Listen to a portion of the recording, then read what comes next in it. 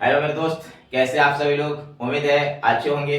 तो आइए आज हम सभी लोग क्लास 11th के मैथ का चैप्टर नंबर 1 जिसका नाम होगा समुच्चय, उसका प्रश्नावली 1.1 देखेंगे और प्रश्न संख्या 4 से स्टार्ट करेंगे। इससे पहले प्रश्न संख्या 3 तक हम लोग आगे की वीडियो में बना चुके हैं। तो आज हम लोग प्रश्न संख्या 4 देखेंगे। परंतु आपसे एक छोटी सी रिक्वेस्ट होगी मेरी, यह है कि यदि आप मेरे चैनल पर नए हैं तो मेरे चैनल को सब्सक्राइब करना मत भूलिएगा और मेरे वीडियो पर लाइक और कमेंट करना भी मत भूलिएगा, ताकि इस तरह के वीडियो का नोटिफिकेशन सबसे पहले आपके पास पहुंचे। तो आइए बिना देर किए हुए हम लोग वीडियो को स्टार्ट करते हैं। देखिए लिखा गया 4 नंबर प्रश्न, प्रश्नावली कितना 1.1 का कि निम्न समुच्चयों को समुच्चय निर्माण रूप में व्यक्त करें। किस रूप में? समुच्चय निर्माण रूप में लिखना। आपको मालूम होगा कि समुच्चय लिखने की दो विधियां होती है। पहली विधि कहलाती है सारणीबद्ध या रोस्टर रूप और दूसरी विधि समुच्चय निर्माण विधि। तो आज हम लोग समुच्चय निर्माण विधि में इसको लिखेंगे। ठीक, तो हम लोग जानेंगे कि समुच्चय निर्माण विधि में किसी भी समुच्चय को कैसे लिखा जाता है।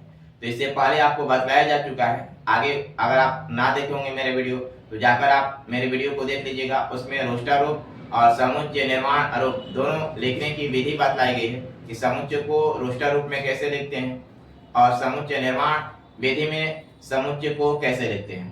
परंतु मैं आपको बतला देता हूं एक बार कि समुच्चय निर्माण विधि में समुच्चय को लिखने के लिए उसके अवयवों के लिए एक विशिष्ट गुणधर्म का प्रयोग करते हैं। किसका?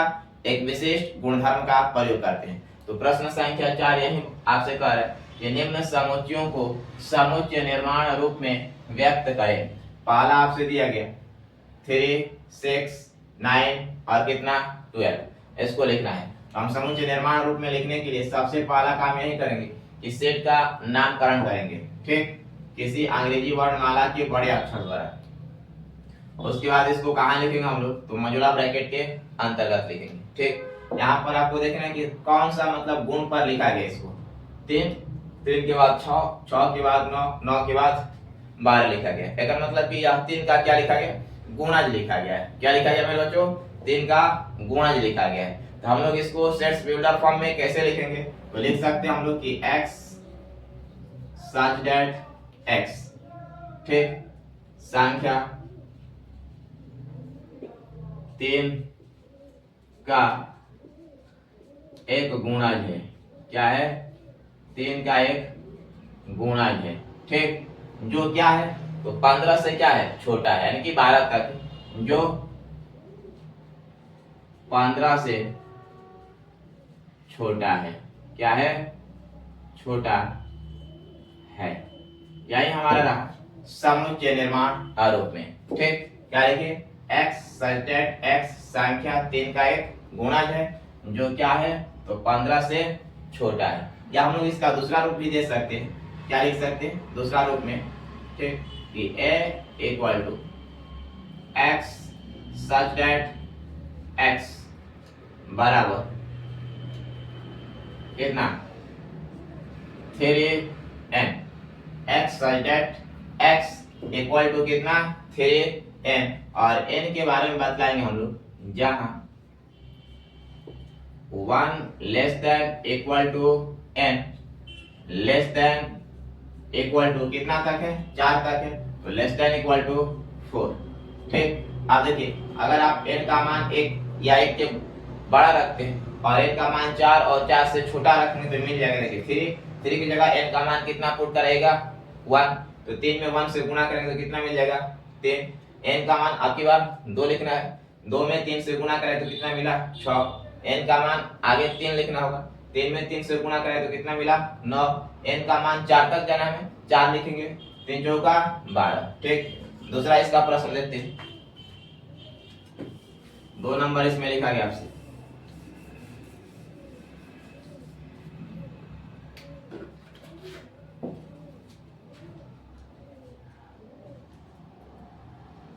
दो 4 8 16 32 यहां तक लिखा गया। 2 4 8 16 32 इसको भी लिखना का सेट्स बिल्डर फॉर्म में। समुच्चय निर्माण रूप में लिखना है। तो क्या लिखेंगे, वही काम, सेट का एक नामकरण किए, मॉड्यूलर ब्रैकेट लगाए और यहाँ पर देखना है 2, ठीक। 2 का पावर अगर 1 डालते तो कितना हो जाएगा 2, 2 के पावर 2 डालेंगे तो कितना होगा 4, 2 के पावर 3 डालेंगे तो कितना होगा 8, 2 के पावर 4 डालेंगे तो कितना होगा 16 और 2 के पावर 5 डालेंगे तो कितना होगा 32। तो हम लोग क्या लिखेंगे, एक विशिष्ट गुणधर्म x such that x such that x बराबर 2 के पावर कितना दिखला देंगे n, 2 के पावर n, और n के बारे में हम लोग बताएंगे कि n कहां से कहां तक है। तो 1 से लेकर कहां तक है 5 तक है, ठीक। यानी कि लिखेंगे जहां 1 less than equal to n less than equal to कितना, तो 5। मतलब n का जो मान होगा वह कहां से कहां तक होगा, तो 1 होगा, 2 होगा, 3 होगा, 4 होगा और कितना होगा 5 होगा। एक बार 2 के पावर 2 डाल देंगे तो कितना मिल जाएगा 2 मिल जाएगा, 2 के पावर 2 डालेंगे तो 4 मिल जाएगा, 2 के पावर 3 डाल देंगे तो 8 मिल जाएगा, ठीक। 2 के पावर 4 डाल दिए तो 16 मिल गया और 2 के पावर 5 डाल दिए तो कितना मिल गया 32, ठीक। आगे इसका 3 नंबर प्रश्न लिखा गया, 3 नंबर लिखा गया।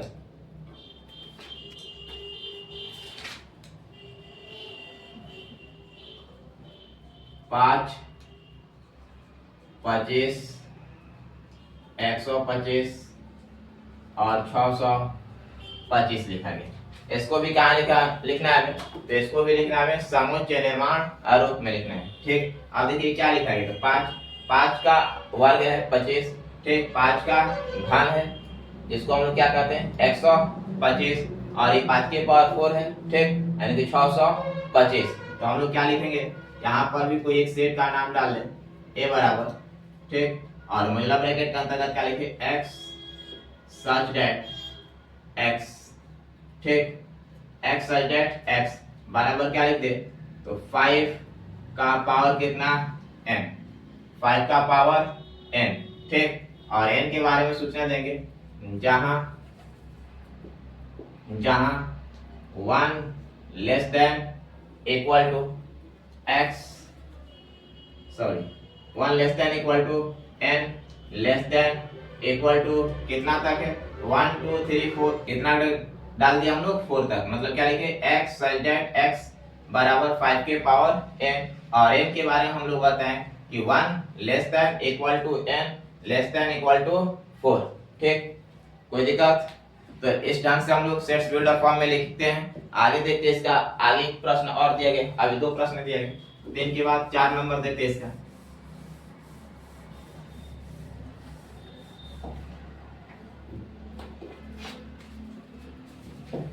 चार लिखा गया है, मॉड्यूलर ब्रैकेट के अंतर्गत लिखा गया 2 4 6 डॉट डॉट, ठीक। तो इसको हम लोग कहाँ लिखना है सेट्स बिल्डर फॉर्म में। तो क्या लिखेंगे, वही काम, कोई एक सेट का नाम दिए a इक्वल टू, ठीक, और क्या लिखे x such that x। अब देखिए 2 4 6 डॉट डॉट लिखा गया, मतलब कि 2 4 6 उसके बाद क्या मिलेगा 8 10 12 14 16। इसको क्या कहते हैं हम लोग, तो सम संख्या कहते हैं। क्या कहते हैं, सम संख्या।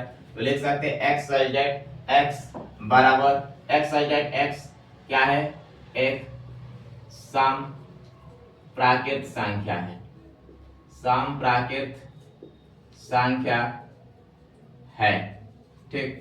x such that x बराबर, ठीक, sorry x such that x क्या है, सम प्राकृत संख्या है। या दूसरा रूप में हम लोग इसको लिख सकते हैं, क्या लिख सकते हैं, दूसरा क्या लिख सकते हैं, a भी लिख सकते हैं a equal to x such that x बराबर कितना 2n, कितना 2n, ठीक। और n के बारे में बताएंगे जहां n जो होगा वह बिलोंग्स करेगा किससे, तो नेचुरल नंबर से। मतलब n का मान क्या क्या हो सकता है, तो n का मान 1 हो सकता है, 2 हो सकता है, 3 हो सकता है, 4 हो सकता है, डॉट डॉट ऐसे हो सकता है। आप देख लीजिएगा n की जगह 1 रखेंगे, 2 में 1 से गुना करेंगे तो कितना मिल जाएगा 2, 2 रखेंगे 2 में 2 से गुना करेंगे तो कितना मिल जाएगा 4, 3 रखें 3 में 2 से गुना किए तो कितना मिल गया 6, 4 रखेंगे, 4 में 2 से गुना करेंगे तो कितना मिल जाएगा 8। तो इस ढंग से भी हम लोग लिख सकते हैं और ऊपर वाला जो लिखा गया है वो भी सही है, दोनों सही है। ठीक, आगे इसका 5 नंबर देखिए, इसका प्रश्न क्या लिखा गया 149 डॉट डॉट कहां तक, तो 10 तक। ठीक, इसको किस में लिखना है, तो समुच्चय निर्माण आरोप में लिखना है। आप इसके बारे में सोचिए, इसमें कौन सा गुणधर्म का प्रयोग किया गया है। देखिए 1 का वर्ग 1 होता है, 2 का वर्ग 4 होता है, 3 का वर्ग 9 होता है, 4 का वर्ग 16 होगा, 5 का वर्ग 25 होगा। वहीं कहां तक जाएंगे हम लोग, तो 10 का वर्ग कितना होगा 100 तक। मतलब क्या है ये, तो प्राकृतिक संख्याओं का एक वर्ग है। क्या है, प्राकृतिक संख्याओं का वर्ग है। ठीक, तो हम लोग इसको सेट्स बिल्डर फॉर्म में कैसे लिखेंगे, वो एक नाम दे दिए सेट का। ठीक, और मॉड्यूलर ब्रैकेट में लिख दिए x such that x such that x बराबर कितना, तो n का स्क्वायर। ठीक, और n के बारे में बताएंगे, जहां 1 less than equal to n, मतलब n का मान क्या होगा, तो 1 के बराबर या 1 से बड़ा, और लेस देन इक्वल टू कहां तक जाना है 10, 10 का वर्ग क्या होता है 100 होता है। तो लेस देन इक्वल टू कितना लिख दिए 10, क्या लिख दिए 10। ठीक, तो क्वेश्चन नंबर जो 4 था पूर्णतः समाप्त हुआ। अब आगे हम लोग प्रश्न संख्या इसका 5 देखेंगे।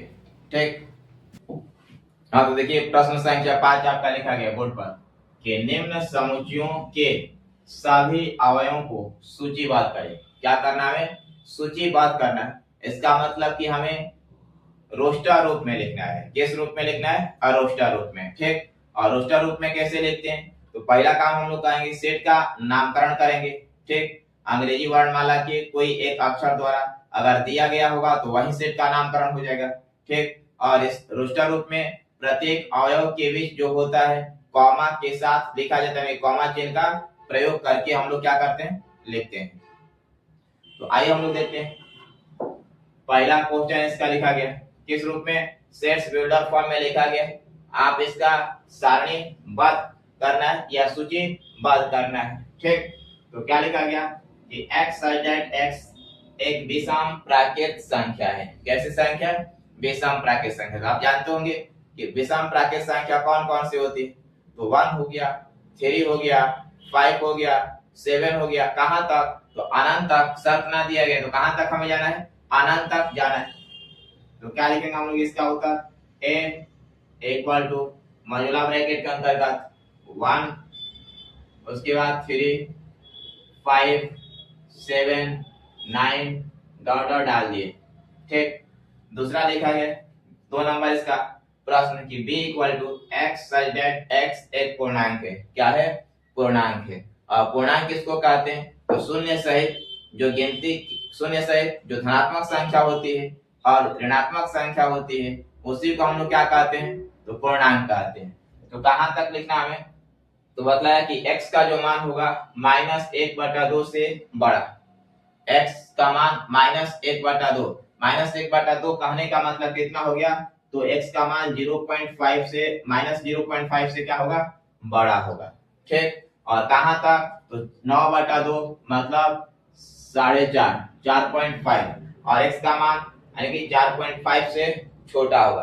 तो इसके बीच कौन कौन सी संख्या आएगी उसी को हमें क्या कर देना है, लिख देना है। इसके बीच में कौन कौन सी संख्या आएगी, 1 आ गया, और उसके बाद क्या आ गया, ठीक सॉरी क्या आएगा इसके बीच में संख्या, तो एक संख्या आएगी 0, क्या आएगी 0, उसके बाद क्या आएगा 1, उसके बाद 2, उसके बाद 3 और उसके बाद 4। यही लिख देना हमें किसमें, रोस्टर रूप में। तो क्या लिखेंगे हम लोग इसके लिए, तो लिख दिए b इक्वल टू, ठीक, जो क्या है -0.5 से बड़ा है कितना 0, यानी कि 0, उसके बाद 1, उसके बाद 2, उसके बाद 3 और उसके बाद 4, यानी कि 4.5 से क्या छोटा। तो 4.5 से छोटा पूर्णांक क्या होता है, तो पूर्णांक 4 होता है। ठीक, 4.5 या -0.5 या पूर्णांक ना कहलाते हैं। तो यहां तक हम लोग लिख लिए इसका उत्तर b इक्वल टू कितना लिख लिए 0, 1, 2, 3 और कहां तक 4 तक। आगे देखते हैं इसका प्रश्न संख्या 3।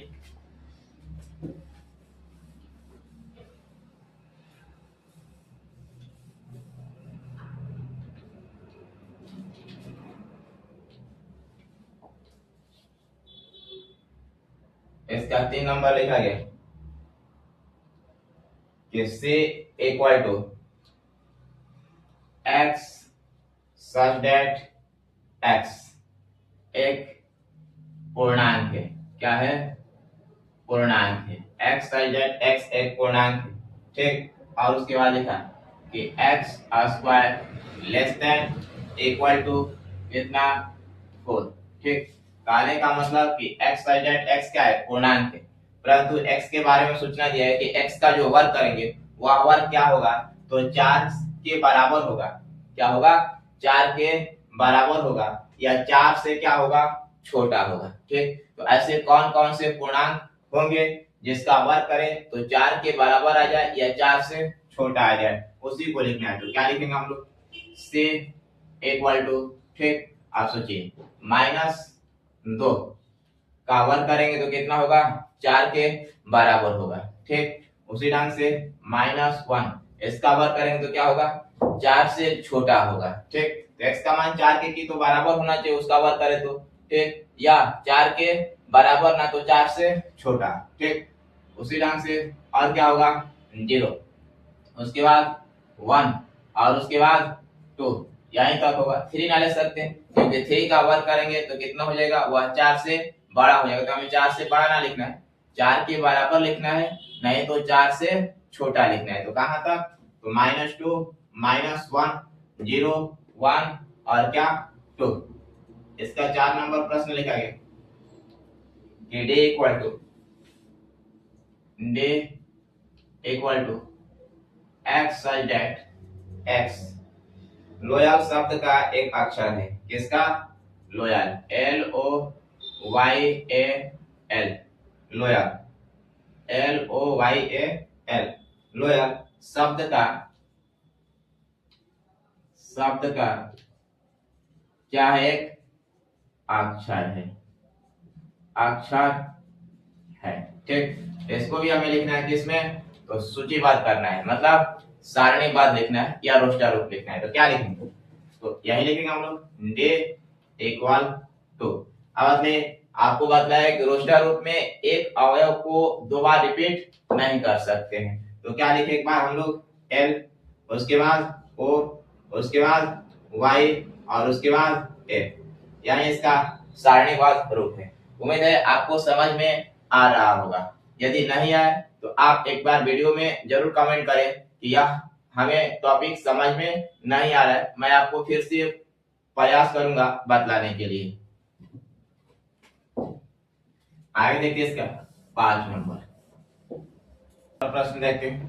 5 नंबर लिखा गया आपसे a equal to x such that x वर्ष का एक ऐसा महीना है जिसमें 31 दिन होते हैं। कितने दिन? 31 दिन होते हैं। इसका क्या बनाना है? तो सूचीबद्ध मतलब सारणीबद्ध करना है, यानी कि रोस्टर रूप लिखना है। तो क्या लिखे? सेट का नाम दिए a equal to x such that x, मतलब वैसे माह का नाम बतलाना है जिसमें 31 दिन से क्या होते? कम होते। तो कौन कौन? तो फरवरी, अप्रैल, उसके बाद जून, उसके बाद सितंबर और उसके बाद नवंबर। इसका क्वेश्चन नंबर 6 लिखा गया आपसे, प्रश्न संख्या इसका 5 का 6 नंबर, ठीक। वह लिखा गया f equal to x such that x अंग्रेजी वर्णमाला का अंग्रेजी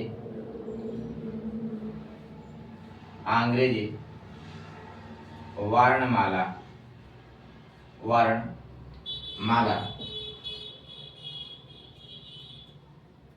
अंग्रेजी वर्णमाला का एक व्यंजन है। क्या है? एक व्यंजन है जो के से पहले आता है, जो के से पहले आता है। आता है। ठीक, 6 नंबर इसका प्रश्न लिखा गया आपसे, क्या लिखा गया? 6 नंबर देखिए लिखा गया, f equal to x such that x अंग्रेजी वर्णमाला का एक व्यंजन है। क्या है? एक व्यंजन है। व्यंजन का मतलब एक कंसोनेंट है। ठीक, जो के से पहले आता है, तो के से पहले का f दिया गया, महिला ब्रैकेट का अंतर्गत लिखे f इक्वल टू क्या, तो b, उसके बाद c, उसके बाद d, उसके बाद f, उसके बाद g, उसके बाद h, उसके बाद j। ठीक, h के बाद आई आता है जो स्वर हो जाता है, उसके बाद j, और j के बाद क्या आता है, लेकिन के से हमें क्या लिखना था, पहले तक लिखना था। तो क्या क्या लिख दिए, f equal to b c d f g h और कितना j। यह क्या कहला है, के से पहले आने वाले अंग्रेजी वर्णमाला के व्यंजन। ठीक, प्रश्न संख्या आप देखते हैं। हाँ, तो क्वेश्चन नंबर 6 देखते हैं। लिखा गया आपसे कि बाईं ओर अरोष्टा रूप में निर्मित समुच्चय का दाईं ओर समुच्चय निर्माण आरूप के साथ सही मिलान करें। यानी कि बाईं तरफ क्या दिया गया आपसे, अरोष्टा रूप लिखा गया, और दाईं तरफ क्या दिया गया आपसे, तो समुच्चय निर्माण आरूप लिखा गया। इसका सही मिलान करना है। ठीक, देखिए पहले लिखा गया 6 का कि 1 2 3 और कितना 6, 1 2 3 6। इसका मिलान किसके साथ करें, क्या x जेड x अभाज्य संख्या है। देखिए अभाज्य संख्या है, एक ना है 3 ना है, मतलब पहला नंबर ऑप्शन गलत है। दूसरा x जेड x 10 से कम एक विषम प्राकृत संख्या है, तो क्या 2 विषम प्राकृत संख्या है, नहीं ना, यानी कि बी नंबर भी ना होगा।